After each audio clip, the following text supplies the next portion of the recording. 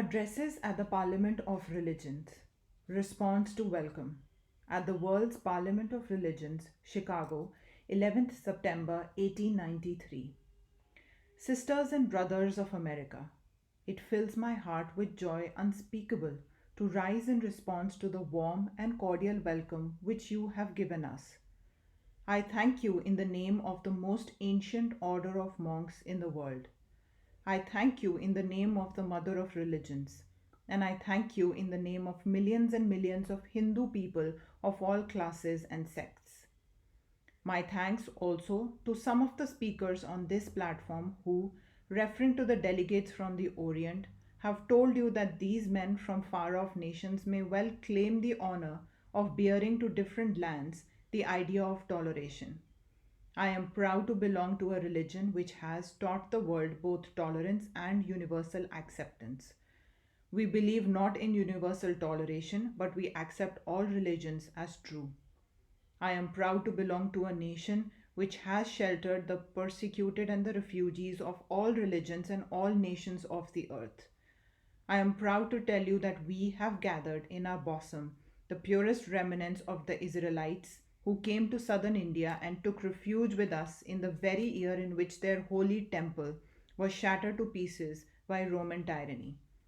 I am proud to belong to the religion which has sheltered and is still fostering the remnants of the grand Zoroastrian nation.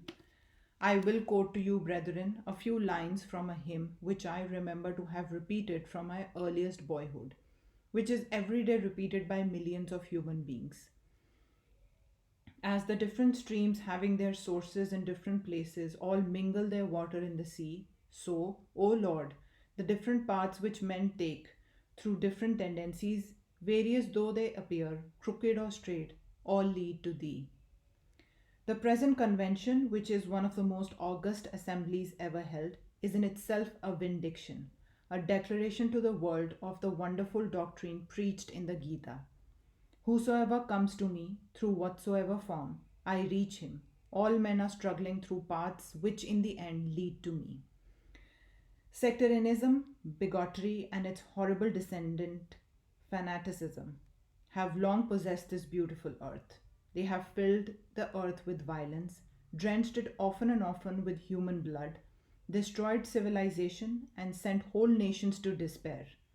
Had it not been for these horrible demons, human society would be far more advanced than it is now. But their time is come, and I fervently hope that the bell that tolled this morning in honor of this convention may be a death knell to all fanaticism, of all persecutions with the sword or with the pen, and of all uncharitable feelings between persons wending their way to the same goal. Why we disagree, 15 September 1893. I will tell you a little story. You have heard the eloquent speaker who had just finished say, "Let us cease from abusing each other." And he was very sorry that there should be always so much variance. But I think I should tell you a story which would illustrate the cause of this variance. A frog lived in a well.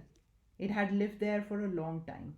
It was born there and brought up there, and yet was a little small frog. Of course, the evolutionists were not there then to tell us whether the frog lost its eyes or not, but for our story's sake, we must take it for granted that it had its eyes, and that it every day cleansed the water of all the worms and bacilli that lived in it, with an energy that would do credit to our modern bacteriologists.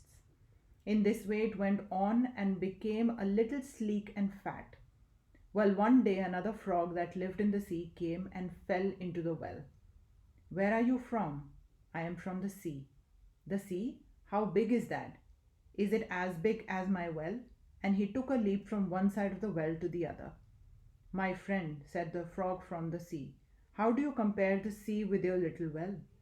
Then the frog took another leap and said, "Is your sea so big?" "What nonsense you speak to compare the sea with your well." "Well then," said the frog of the well, "nothing can be bigger than my well. There can be nothing bigger than this. This fellow is a liar, so turn him out." That has been the difficulty all the while. I am a Hindu. I am sitting in my own little well and thinking that the whole world is my little well. The Christian sits in his little well and thinks the whole world is his well. The Mohammedan sits in his little well and thinks that that is his whole world. I have to thank you of America for the great attempt you are making to break down the batteries of this little world of ours and hope that in the future the Lord will help you to accomplish your purpose.